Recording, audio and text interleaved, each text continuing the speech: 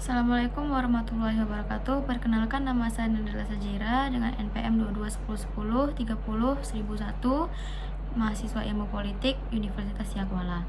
Jadi di sini tujuan saya membuat video ini adalah untuk menuntaskan tugas UTS mata kuliah Teori Politik Internasional yang diempu oleh Bapak Khalisni SIP MPA.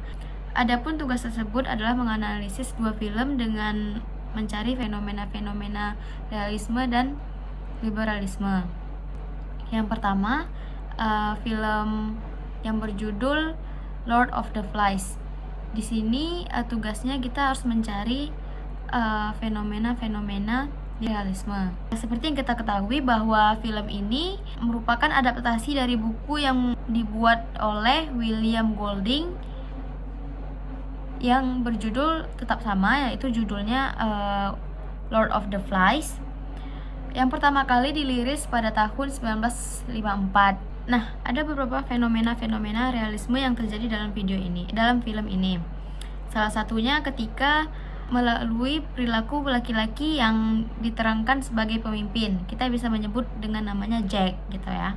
Yang membentuk pergerakan untuk menjadi ketua dan menyebabkan konflik dalam grup. Terus Jack ini menggunakan kekuatan fisiknya dan kekuatan perasaannya untuk mengambil kontrol serta menggunakan strategi pemimpinan yang tidak etis seperti menjual perasaan kepada pengikutnya, menggunakan kekuatan brute force untuk mengambil kekuatan.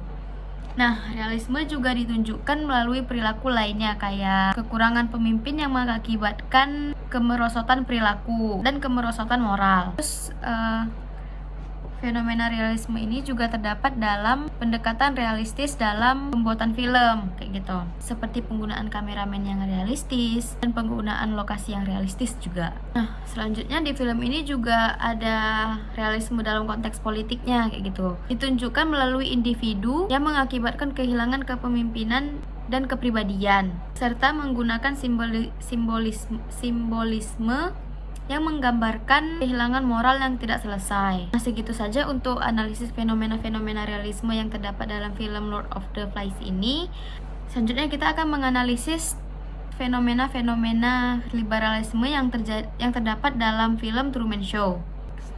Nah, dalam film Truman Show ini yang dirilis pada tahun 1998 memiliki tema utama yang mempunyai fenomena-fenomena liberalisme, di mana fenomena tersebut terdapat dalam hak asasi individu dan privasi gitu ya. Terus dalam film ini si Truman Burbank yang merupakan seorang peran utamanya, dia tuh nggak tahu kalau misalkan hidup dia tuh ternyata udah udah ditunjukkan ke juta orang kayak gitu. Dia udah menghadapi perubahan hak asasi dan privasi kayak gitu. Nah, si Truman ini telah menjadi sasaran kekuasaan pribadi yang dianggap sebagai god kayak gitu ya. Karena dia mengontrol hidupnya dengan menyembunyikan informasi yang tidak diinginkan gitu. Nah, ada satu orang yang bernama Christoph, dia ini yang membuat show itu.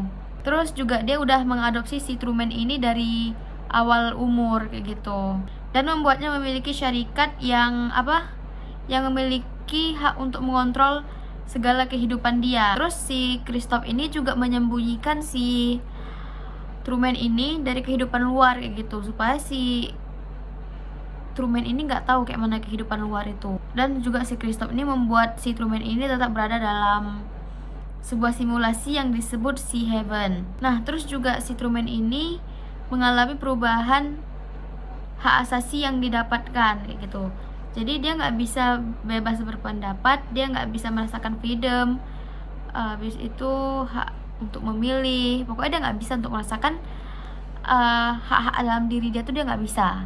Pokoknya si Truman nggak bisa memilih dalam hal apapun, pekerjaan, habis itu hobi, tempat tinggal tuh dia nggak bisa. Nah, terus pokoknya udah semua. Nah, akhirnya si Truman ini mengetahui bahwa dirinya tuh ternyata hidup dalam sebuah tayangan kayak gitu, dan mengetahui semua orang-orang yang keluarga dia, saudara dia, teman-teman dia tuh ternyata juga aktor-aktor dari si show tersebut gitu. Ini plot twistnya kayak gitu. Terus juga Truman akhirnya mengambil keputusan untuk keluar dari si Heaven, tempat simulasi dia itu, menggunakan kebebasan yang diberikan untuk memutuskan tentang hidupannya. Nah, dalam fenomena itu menunjukkan bahwa fenomena tersebut adalah kebebasan untuk memutuskan tentang hidup kita sendiri, memutuskan tentang bagaimana kehidupan kita yang lebih baik gitu ya. Nah, pada akhirnya film Truman Show ini menunjukkan fenomena liberalisme berdasarkan tentang kebebasan dan memutuskan tentang kehidupan sendiri dan menggunakan media massa yang lebih baik untuk mengutarakan dirinya sendiri. Jadi sekian penjelasan dari saya, mohon maaf bila ada kesalahan. Wassalamualaikum warahmatullahi wabarakatuh.